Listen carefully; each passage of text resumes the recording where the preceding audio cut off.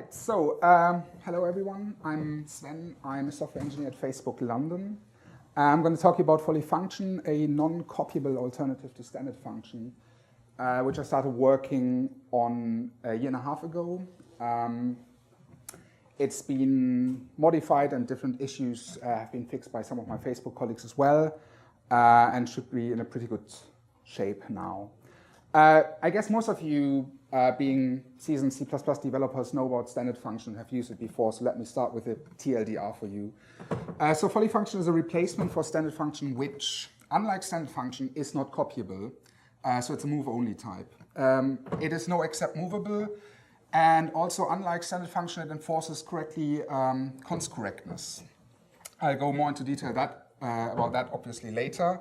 It's as fast or faster than standard function in terms of execution speed and also compile speed on the relevant platforms where we tested it.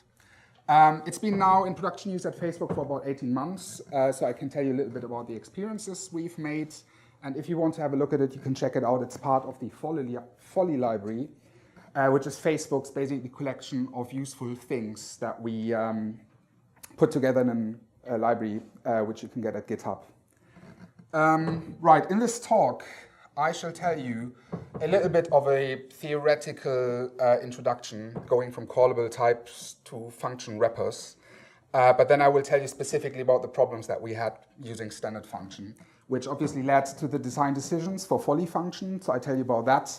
And I will just tell you more about what our experiences was changing from one to the other and during, like I said, the regular production use that we have seen now. Okay, so this theoretical introduction. Callable types in C++, they include function pointers or function references, obviously lambdas, and any class or struct that you define yourself if you define an invocation operator. If you happen to use a lambda that doesn't capture any data, or if you happen to define a member function of your struct or class as static, then those can all be cast into function pointers. And they're completely stateless, which means that they're essentially just a pointer to the code that the compiler generated. But often, you want to pass a little bit of data, a little bit of context with your callable object. So that would be, in the case of a lambda, when you capture some data, and in the code block that you define, you have access to that data. Or in your struct or class, when you define member functions or the invocation operator, as soon as it's non-static, the code in here will have access to all the states of this class object. You can go one step further and define your lambda as mutable or your member function as non-const. And in that case, you only have access at the state in the sense that you can look at it. You can also mutate it. All right. So what is this useful for? So passing callables generally is useful. This is a stupid example. If you were to have a function work that takes an integer and returns a string, and you want to code an asynchronous version of that, then you would probably code it in the sense that it takes the input parameters, and instead of returning the result right now, it will later invoke a little function that you pass it with the result when it has that. The problem here, when you use this as your API, like I said, a function pointer is very much stateless. So you give it a function, process result, but that function will later only have access to globally defined data variables. And usually when you do this, you want to pass a little bit of context with it so that the process results function later knows what piece of work it was getting the results from, something like that. So a function pointer is not the best thing to use in this API. If you work with older APIs, you sometimes see that you would pass to work asynchronously also a void pointer that then later gets passed to your process result function, which is a workaround around that. But void pointers are not good. They are not type safe and all that. So much better, we use a function wrapper. So instead of declaring your process result parameter as a function pointer, you use a function wrapper class, which is a template class.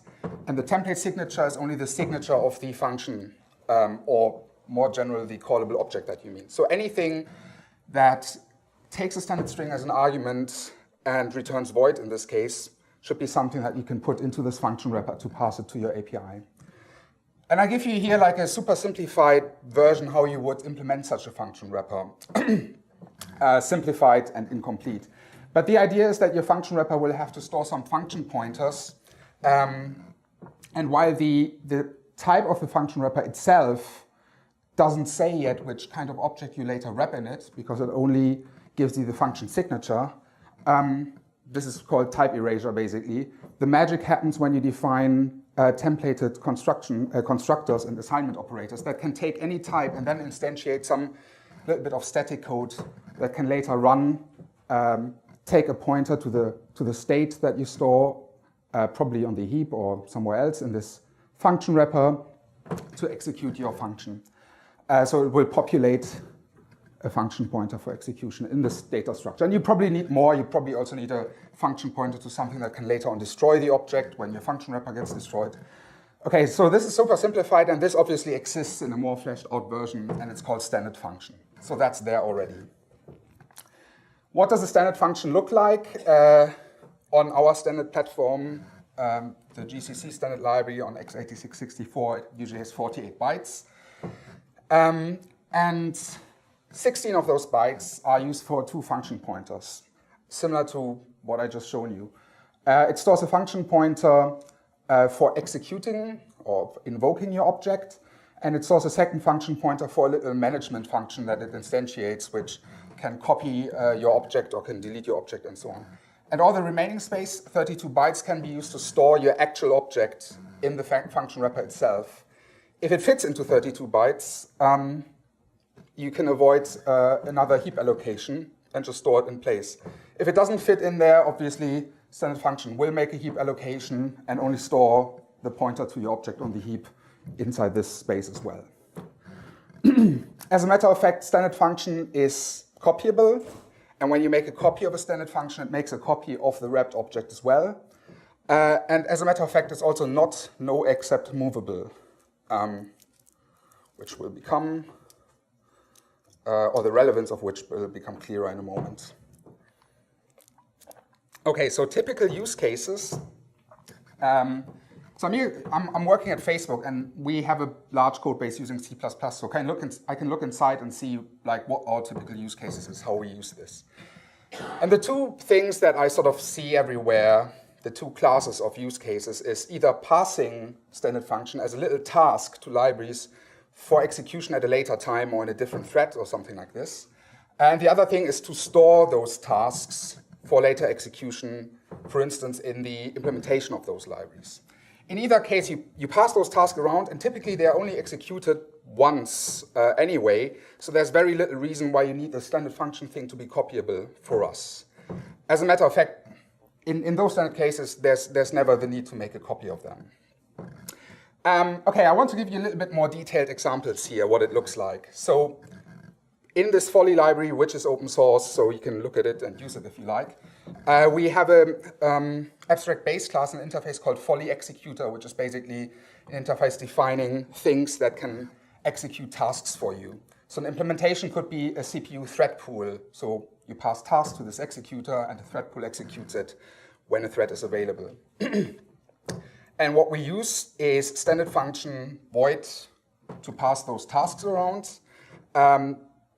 Because folly executor is an abstract base class, and this add method that you use to add a task is virtual, we can't use templates. We have to use a specific type.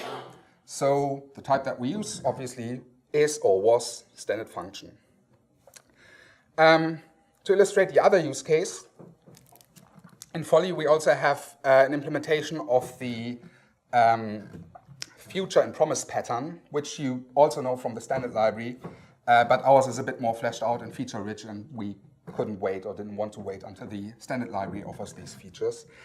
So unlike the standard library, our future also has a .then method where you can give it a little task that will be executed when your future actually has a value. And the result of the .then returns a future again for the result of your little lambda. So you can change them and all that. It's super useful, and we use this a lot, obviously. Again, the implementation uses standard function to store the callback, because when you call .then, the future typically doesn't have a value yet, so we store the callback, and later when the future has a value, can execute your little task. So that's all nice and well. What is the problem with standard function for us? So the biggest problem was that we often wanted to use move-only types and capture them in those little tasks. So typically you would like to be able to store a unique pointer or a promise of this future and promise pattern in these little tasks to make use of them. The problem here is that when you store non-copyable objects in your lambda itself becomes non-copyable. And now this doesn't compile, because this gets eventually converted into a standard function, and standard function only works with copyable objects. So this will get you a compiler error, which is bad, and people still want to do what they wanted to do, so they find workarounds. One workaround was, this is the clean one, you just move your move-only object on the heap and use a shared pointer to refer to it. Shared pointers are copyable, obviously, even if your object itself wasn't copyable. So you can capture the shared pointer in your lambda, use that. That works, that is fine to some degree, but it comes with overhead. So it impacts performance because now you have always extra memory allocations to store every single object on the heap. And secondly, as you pass these things around, you have to increment and decrement atomic reference counts, which can also mess with your caching and all this. So this can have performance overhead, especially because this sometimes we use in code that executes very often and has to be fast. So people came up with a different workaround, and this is a bit nasty. So there's a class in folly as well. So like I said, you can look at it if you want. It's called move wrapper. It's a template class, and basically it's a wrapper around an object of type T. And the move wrapper implements the copy constructor by moving the contained object. This is bad because it breaks copy semantics. Making a copy of a move wrapper doesn't really give you two duplicate objects afterwards, but one valid object that received the object and one leftover empty shell.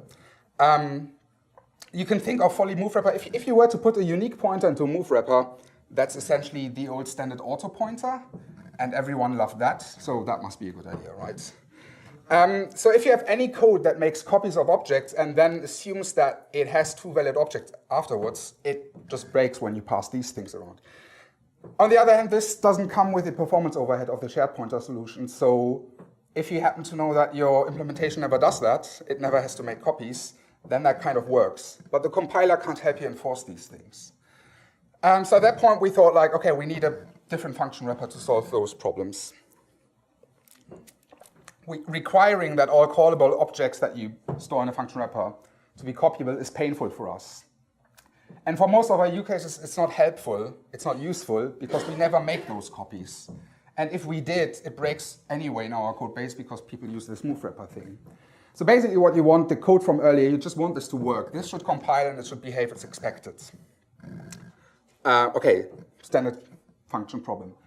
There's another problem that wasn't maybe super obvious for us, but while we're at it, standard function also has a lax idea of const correctness. So standard function is a function wrapper, and standard function itself has an invocation operator, and that is declared const, which means even if you only have a const reference to your standard function, you can invoke your object. But it's happy with taking objects that have to have non-const references to be called. So something that mutates a state when you call it, you just put it in a standard function, and then now it looks like something that you can call without it mutating its state. This is not necessarily a bug itself. The problem is just like the compiler can't help you anymore when you do this wrong. Normally const correctness helps you enforce, or enforcing const correctness helps you find those bugs and avoid those bugs. The compiler can't help you now. You have to make sure you write all code correct. So here comes folly function. Folly function, okay, how is it designed? Obviously, non-copyable. Well, I say obviously. So the thing is, what we wanted is we wanted to be able to store non-copyable callables. But we also want to do this without like bad performance impacts. So it shouldn't internally do the standard shared pointer trick because I said that leads to extra memory allocations and is expensive and all that. And also it should maintain value semantics. You should think of it as a thing containing and owning an object, and as you pass it around, you pass ownership of that around as well. So basically what that means, that the folly function, the wrapper object itself, must also be non-copyable. But that's fine, because we hardly ever want to copy it. The other decision we made is it should be no except movable, which is kind of important for non-copyable types. Because you want to be able to use those types with STL containers and say standard vector, if it has to reallocate and move all your objects around, it will only use move semantics if move is guaranteed not to throw, because it would be a problem if in the middle it throws, and then what do you do? Move the rest back? That might throw as well. The standard containers would copy objects if they're not no except movable, which obviously is a problem if your object is not copyable. So it's kind of like, if you think about it, non-copyable types really have to be no except movable. And the other thing is that if you think about it, we expect many of our own classes to have folly function members. And if folly function wasn't no except movable, then it would be like kind of contagious. All those other data structures that contain folly function would become no except movable. And we rather want to live in a world where roughly everything is no except movable. So yeah, that's why we decided for that. We also decided to make it const correct. And like I said earlier, standard function kind of makes the mistake, if you will, that it accepts functions that mutate their state, but appears as a thing that does not mutate its state. And now you can choose whether you should go the way where the state should be mutatable, then you can accept anything, but you also need a non-const reference of your function wrapper to be able to call it. Or you go the other way and say everything is const. We only accept callables that do not mutate their state when we call them. And then it's fine that the folly function is also called as a const thing. Those are the two options, and we basically have both of them. So it comes in two flavors: the folly function template, which takes the function signature here. You can add const at the end, and then it's the const behavior, otherwise it's the mutable behavior. Implementation details, comparing with what I told you about standard function earlier. Folly function objects are a little bit larger. They occupy 64 bytes. The implementation is actually pretty similar to how standard function works. So folly function also contains two function pointers, one that calls your actual object, and the other one that calls a management function for moving your object, deleting your object, etc. And then there's now 48 bytes left for in-place storage. The reason why we made it a little bit bigger, I mean, this is a trade-off. The larger you make the wrapper, the more objects you can store in line without extra memory allocations. But the larger you make it, the more memory you just waste if you end up storing small objects in it. So it's kind of like you can pick your size, and we just came down on 64 bytes because it aligns nicely with like cache lines on our standard architecture. I think for a moment we also thought 64 bytes is good because then we can store a standard function object if we have those still lying around in our code base. We can wrap this here without an extra memory allocation. However, that argument doesn't really work because, like I said earlier, standard function is not no except movable. And in order to have folly function no except movable, we have to put all objects that are not no except movable on the heap. Because the pointer to the heap object, we can always move that without throwing exceptions, but we might not be able to move the object itself. So yeah. Speaking of wrapping one in the other of those two, you can absolutely wrap a standard function object in a folly function, but not the other way around. The reason is just the copyability requirements. Because folly function is not copyable, you can't store it in a standard function. Other way around works fine, which is a good thing as you migrate your code base and your APIs. It's mostly kind of backwards compatible. If you change functions to take folly functions, they can still accept standard function passed to them. Okay, and then we migrated to folly function. It works mostly as a drop-in replacement for standard function. The places where it doesn't work as a simple drop-in replacement are those where you actually need copyability of your function wrapper. Those cases are surprisingly rare. I really didn't find many of those. The other thing is if you rely on this lax const correctness behavior of standard function, then you might run into problems when you switch to folly function. But I think that is a good thing because if your code only works when const correctness is not enforced, then that's kind of a bug and should be fixed anyway. What we also learned is of those two variants, the mutable and the const variant of folly function, in most places we need the mutable one. Like all const folly function is used occasionally, but not very often. And what I also saw when I was migrating APIs, that we often pass standard function as const references, which led to many sort of accidental copies of standard function. And what you have to do in order to make it work with folly functions, you have to pass them either as non-const references or as R-value references. Most of the time it's R-value references because you kind of move them down your API layers. This basically applies only to the mutable variant of folly function. If they have the const variant of folly function, then you can also pass it as a const reference, at least if you want to execute the function in the function that you pass it to. Anyway.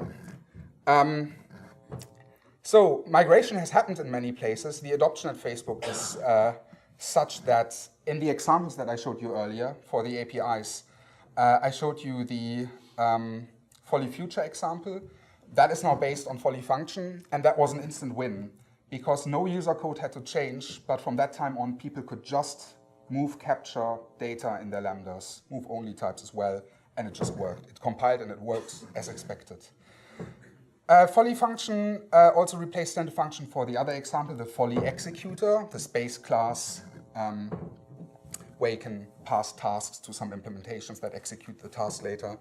That was a little bit more work because being a base class, we have a good number of implementations. So you had to go through all the implementations and see if you could just flip the type, whether the implementation would still work or whether copies were made, which usually were just accidental copies. It was just copies where people forget to write standard move, not copies they made because they actually wanted to have a copy.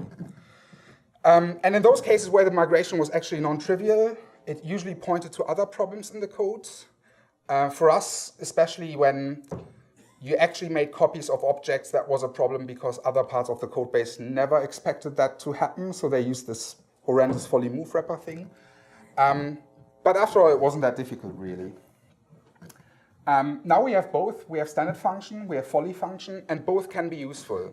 So when you have functions, when you have code that actually wants to get a function passed and will later have to make copies of that, standard function is exactly what you need.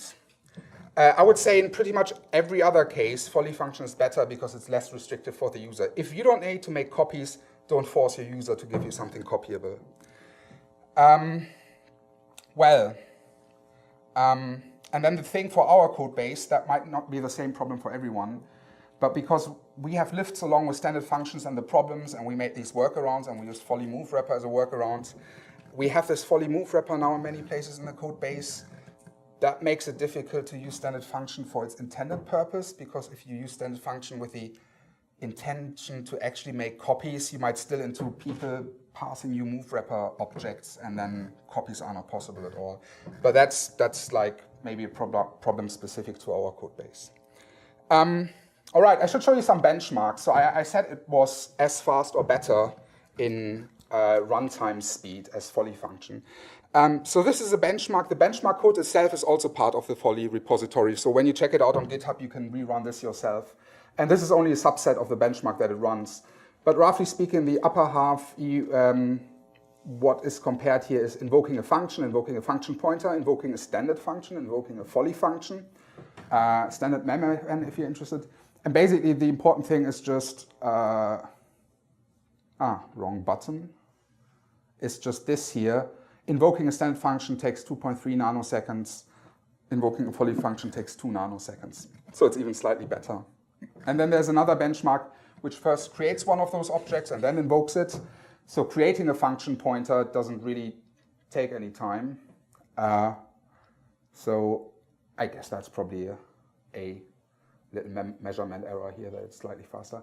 But then creating a standard function object and afterwards invoking it There we are. Takes 3 nanoseconds. I was off by 1 line. Takes 3 nanoseconds for standard function and for folly function 2.8 nanoseconds. So it's not really that important that it's faster. It was only important for us that we don't like invent a performance regression, and that's obviously not the case. All right, conclusions. All the things that I've said before. Folly function is mostly drop-in replacement for standard function. It lifts the requirement for copyability of your wrapped objects. The migration to folly function is usually fairly easy, makes the code look nicer in many places. It enforces const correctness, which is good because the compiler can help you spot bugs. It's as fast or better as standard function at runtime. And after 18 months, we are pretty happy, I guess, at Facebook with it. With that, I thank you all for coming, and I think we probably have a few minutes left for questions if there are any.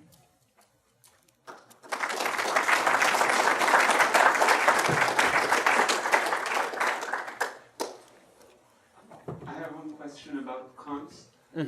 What does const mean for a callback? Does it mean that the callback object itself is const?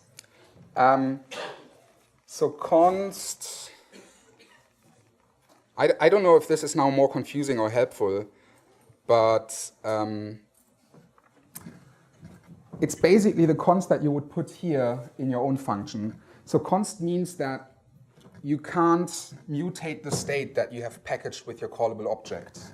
So in a lambda, when you capture some data, you can't change that data unless you declare the lambda mutable, then you're allowed. And the mutable lambda is not const, can't be wrapped as a const thing, whereas the non-mutable lambda is const and is fine. Okay. It's basically the object with the operator callback thing. Yes, basically const means that your object can be invoked from a const reference. If it's non-const, you need a non-const reference to your object to actually call it. Yeah. Hi. From what I see from your migration from std function to folly function, you don't have any API problems at Facebook, or how did you manage that? I don't want to say zero. There's always the odd case where there's like a little chain of things where you see that you don't have to change one API, but like sort of a dependency chain of APIs, and at some point it gets maybe complicated. But like in general, it just turned out to be easier than I thought. As in general, in most places, it was a fairly one-to-one replacement. And the most things I had to change, and for example, it's implementers of this executor class, were that people were not careful and making copies of the tasks, even though they didn't have to, just because they didn't write standard move, and that kind of thing. So just swapping the type broke the build, but that was super easy to fix. And in the few cases where it wasn't trivial to fix, it was really pointing to an underlying problem, I would say. So I think the question was about binary. Yes, API. Oh, API, sorry. Yeah. So say that again then. So my question was, given the way you migrated from the std function to folly function, Oh, it appears I that get you you. don't have any API problems. So I'm just wondering how do you build and deploy your software? Yeah, that's more like a workflow thing. We basically statically link everything and build everything from current master. So it didn't have to be binary compatible. Good point. I never thought about that because working in Facebook and linking everything statically, I never had to. So yeah, thanks for the question. Just as an implementation detail, I wondered what the management function pointer was for inside the wrapper. Okay, so this is somewhat an optimization thing as well. So basically, the code that the compiler has to instantiate separately for every type that you want to wrap in it is obviously invoking your object. But then in standard function, you have to be able to make a copy of that object when the standard function itself is copied. You have to be able to destroy the object when the standard function is destroyed. Standard function also has a couple of other things that we never needed, like getting a type ID from the wrap type and things like this. And they basically bundled everything that is not invocation into one function so that you don't have to store that many function pointers in it. And it's like, the trade-off is like, okay, invocation is the standard use case, that should be fast. So we have a dedicated function pointer in the object to quickly execute the function. Everything else are operations that don't happen so often, so we bundle them all into one function, so we only have to store one function pointer. If that makes sense. Obviously not. I guess I don't understand what that, where that function comes from. Is that another argument that you passed? No, so think of it in the implementation of the assignment operator and the constructor that can take any type. Basically there the compiler instantiates some other templated static functions and stores their function pointers. So it's the compiler doing the work for you for every type that you ever pass to those function wrappers. I get a session is over sign. There was like half a question, is it really quick? I want to know if you use like multiple functions or you have this Frankenstein function that, so you store only the one function pointer and this Frankenstein function.